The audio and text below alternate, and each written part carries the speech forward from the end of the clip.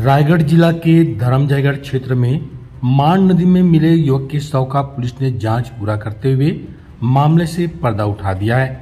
जमीन विवाद में चचेरे भाइयों ने ही भाई की हत्या किया था और सबूत छिपाने के लिए ट्रैक्टर में शव को ले जाकर मान नदी में फेंकाए थे। पुलिस ने दोनों आरोपियों को गिरफ्तार कर लिया है। आरोपियों से घटना में प्रयुक्त डंडा, मोटरसाइकिल और ट्रैक्टर जब्त किया गया है।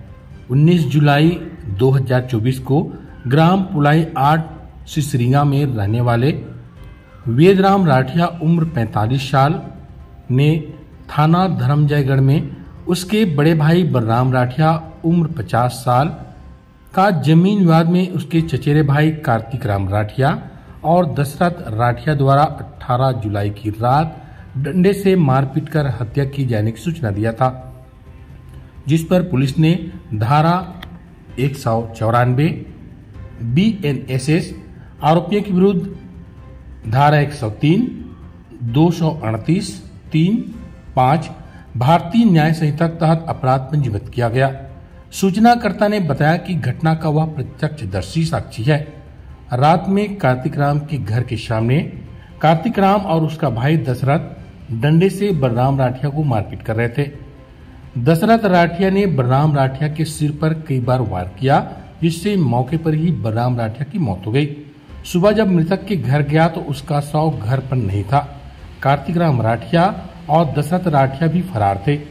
थाना प्रभारी धरमजयगढ़ निरीक्षक कमला पुशाम ठाकुर, पुलिस अधीक्षक दिव्यांग कुमार पटेल एवं राम गोपाल करियारे, अतिरिक्त पुलिस अधीक्षक रायगढ़ ग्रामीण एडीओपी धरमजयगढ़ सिद्धांत तिवारी को अवगत कराया गया।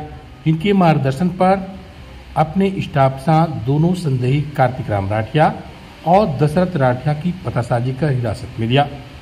कड़ाई से पूछताछ करने पर दोनों ने जमीन विवाद में घटना को करना स्वीकार किए हैं और अपराध से बचने शव को ठिकाने लगाने ट्रैक्टर से मान नदी में ले जाकर फेंक दिया गया था। टीआई कमला पुशाम द्वारा अपने स्टाफ और ग्रामीणों के साथ मान नदी से शव को बाहर निकाला गया था। शव पंचनामा करवाई कर पोस्टमार्टम भी हुआ और डॉक्टर से शॉर्ट PM रिपोर्ट प्राप्त की गई, जिसमें मृत्यु की प्रकृति हत्यात्मक होना लिखा गया था। क्या है पूरी खबर, आगे वीडियो में देखें। थाना धरमजयगढ़ अंतर्गत पुराई 8 गांव से एक सूचना प्राप्त हुआ था कि चचेरे भाइयों के मध्य जमीन संबंधी विवाद को लेकर के आपस में लड़ाई हो रही है, जिसमें एक व्यक्ति की मृत्यु हो गई है और मृत्यु के पश्चात उक्त व्यक्ति की शव बरामद नहीं हो पा रही है। इस सूचना के आधार पर तत्काल ही थाना प्रभारी को निर्देशित किया गया कि जाकर के अलग अलग टीम बना करके जो मृतक है उसके शव का खोजबीन करें और इसी सूचना के आधार पर तत्काल ही थाना प्रभारी टीम बना करके शव के पतासाजी करने हेतु निकले हुए थे। संदेहियों को भी पूछताछ की जा रही थी। संदेहियों के द्वारा शव के संबंध में किसी प्रकार की जानकारी नहीं दी जा रही थी। सख्ती से पूछताछ किए जाने पर शव के बारे में पता चला। बाद में आरोपी जो है इसमें दशरथ है, जिसमें दशरथ के द्वारा ये बताया गया कि बलराम एवं कार्तिक के मध्य आपस में लड़ाई हो रही थी जमीन संबंधी विवाद को लेकर के। इसी दौरान जो है दशरथ गया और कार्तिक चूंकि उसका भाई है तो कार्तिक के साथ बलराम की लड़ाई हो रही थी। इस बात को लेकर के ये भी गया और ताबड़तोड़ जो है बलराम के सिर पर वार कर दिया। बलराम के सिर पर वार करने से तत्काल ही वह मूर्छित होकर गिर गया और वहीं पर उसका निधन हो गया। तत्पश्चात इन्होंने देखा कि जो है निधन हो गया है तो शव को